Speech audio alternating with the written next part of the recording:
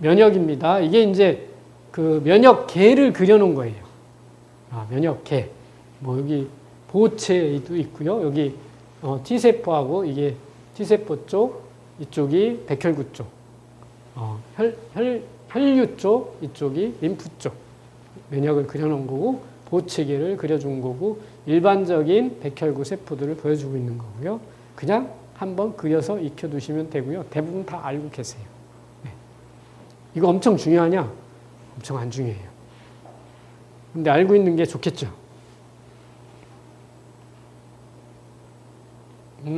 하나 그냥 여기서 그냥 적당히 하고 넘어가는 영역이 있어요. 이 영역. 네. 물리적인 장벽들이 우리 몸에 뭐가 있는지는 꼭 기억해 두셔야 돼요. 구조가 손상됐을 때 뭐 때문에 잘 복구가 안 돼. 이걸 알기 위해서 이 영역은 꼭 기억해 두십시오. 알고 있는 거예요. 정리가 머릿속에서 얼만큼 잘 돼 있냐. 정리가 잘 돼 있으면 환자한테서 확인할 가능성이 훨씬 높아집니다. 원장님들이. 제 첫 번째 염증에서 긴급명령이에요. 긴급명령 첫 번째를 발효하는데 전황을 파악해야 될 거 아니에요. 국소에 무슨 일이 벌어졌는지를 파악하는 게 첫 번째죠. 뭐 못에 찔렸어, 발이. 그러면 그 상황을 파악하는 게 첫 번째예요. 그 이야기입니다. 네. 그래서 1차 통증이 이거는 찔렸어 라고 막 대뇌한테 제일 먼저 알려주죠.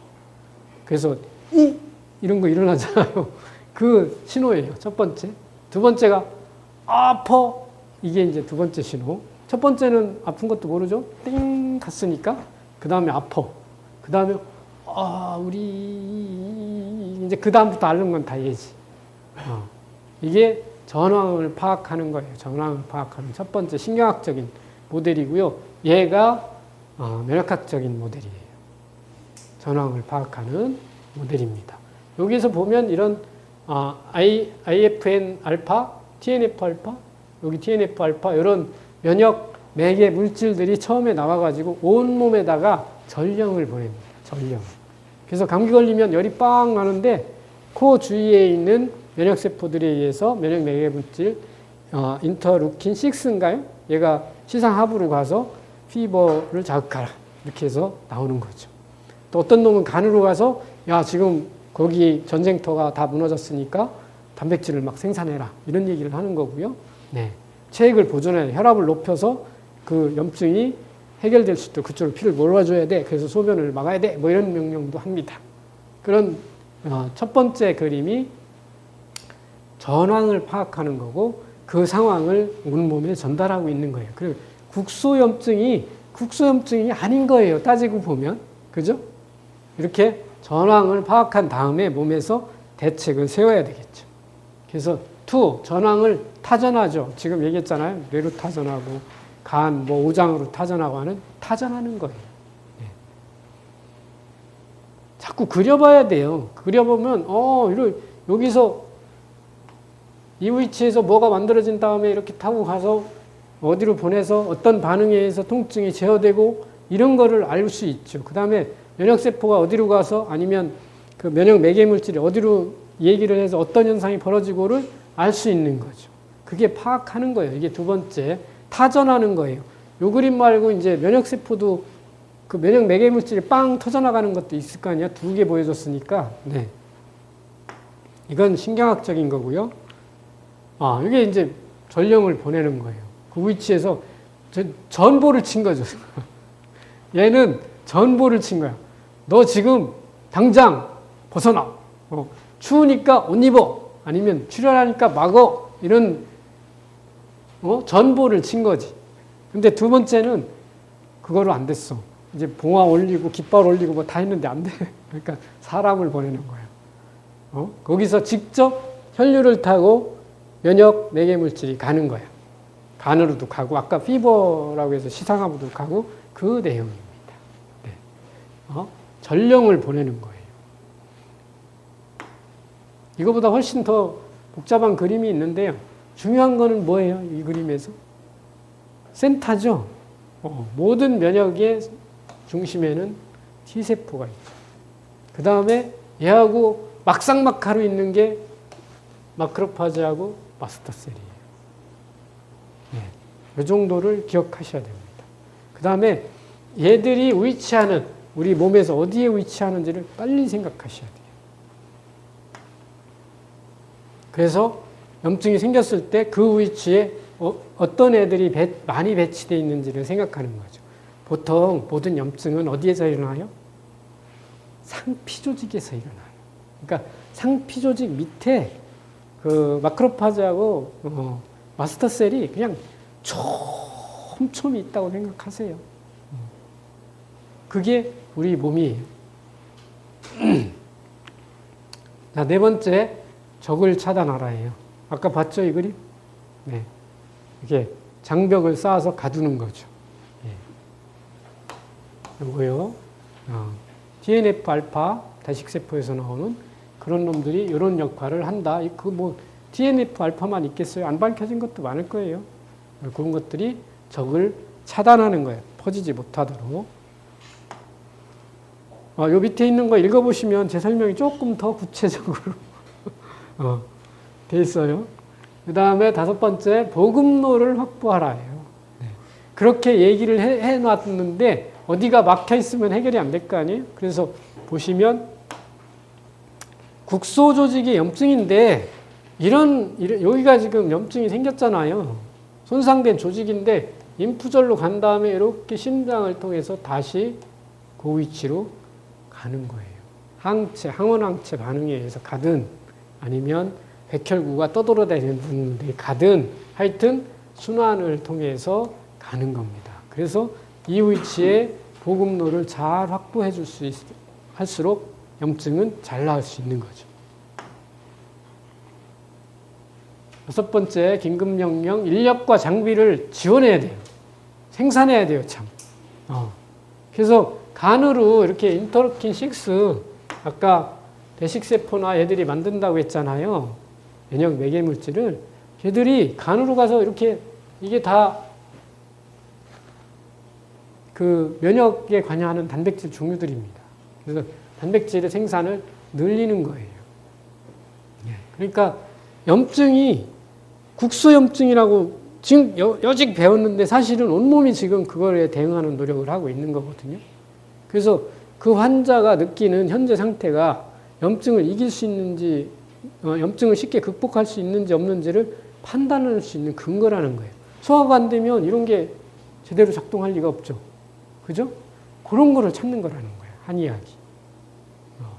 그래서 염증을 치료할 수 있는 가장 좋은 상황이 뭐냐면 잠자는 것처럼 혈액순환이 이루어지게 만드는 거예요.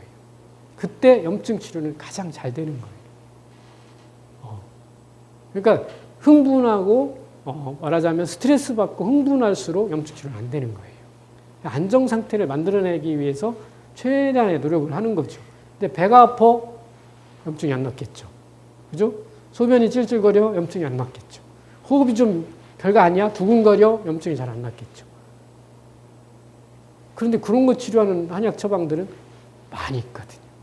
그런 처방들이 염증에 듣는다는 얘기예요. 뒤에 가서 제어를 보면 훨씬 더 많이 이런 걸 잘 설명을 해놨어요. 일곱 번째, 혈압을 사수하라는 얘기예요. 혈압이 떨어지면 안 돼요. 순환이 이루어져야 되니까. 그래서 뭐를 해요?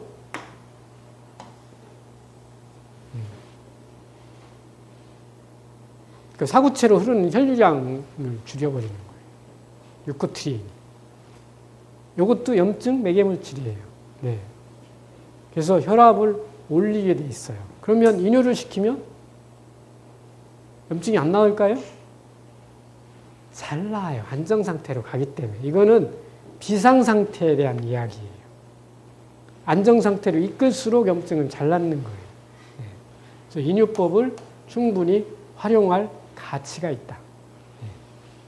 네. 그 다음에 긴급명령 여덟 번째예요. 병창기지를 풀 가동하라예요. 이게 뭐냐면 오장육부를 다 활성화하라는 뜻이에요. 지금 얘기했듯이 염증 매개물질이 온몸으로 다 퍼져가지고 도움을 구하는 거예요. 그 위치를 해결하기 위해서. 근데 우리 입장, 한의사의 입장에서는 약을 쓸 때 국소 염증을 보고 약을 쓰는 경우가 그렇게 흔하지 않거든요. 그래서 전신을 어떻게 바라보고 염증을 치료할 거냐인데 요거예요. 아까 앞에서 본 내용하고 보면 이런 거예요. 간이 아까 뭐를 만들었어요? 단백질을 만들었잖아요. 그거 소화가 잘하는데 그러면 단백질을 만들어낼 확률이 엄청 떨어져요. 그 다음에 먹는 것이 시원찮아. 맨 한국 밥상 초근 목피만 열심히 먹으면 단백질을 만들어낼 확률이 좀 떨어지겠죠. 고기도 좀 먹어. 그 다음에 순환이 안 돼. 대변이 자꾸 굳어. 염증에서 생산된 부산물. 뭐죠? 그게 부산물의 간을 통해서 빠져나오는 게 결국 담즙이잖아요. 그럼 담즙의 순환 능력이 떨어지는구나. 이런 것들을 통해서 개선시켜 줌으로써 변을 나게 함으로써 염증이 빨리 나갈 수 있는 환경이 생긴다는 거예요. 이게 급성염증에서는 당장 그 해당 위치가 중요하겠지만 만성염증으로 가면 극복하지 못하는 원인을 찾는 게 중요하다고 했잖아요. 이런 게 중요한 거예요. 결국. 그 다음에 심장은 혈액순환이니까 너무너무 중요하겠죠. 혈압을 지켜야 혈류가 움직일 거니까. 그 다음에 비장은 영양이죠. 그죠? 소화 흡수 능력, 소화기, 간은 단백질을 만드는 곳이라면 그걸 빨아들일 수 있는 영역에서 문제가 생겼다면 그것도 문제죠. 그 다음에 폐, 염증 부의 림프순환, 호흡은 림프순환과 관계가 있어요. 아까 가뒀잖아요. 혈관을 싹 막아서 가뒀으니까 나머지 림프순환 할 거 아니에요? 그러면 폐 기능, 호흡이 림프를 움직이는데 지대한 영향을 준다는 뜻이에요.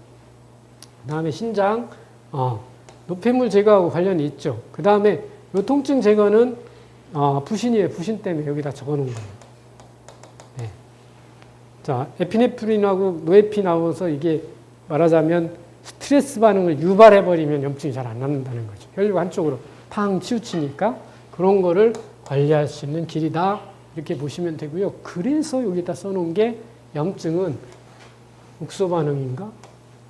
전신 반응인가죠. 자, 국소 반응으로 이해하는 거 엄청 중요합니다. 거기에 어떤 약을 썼을 때 소염하는 약, 혈관이 팽창되어 있냐, 부어 있냐를 해결하는 거를 결정하는 건 국소 반응에서 하는 거예요.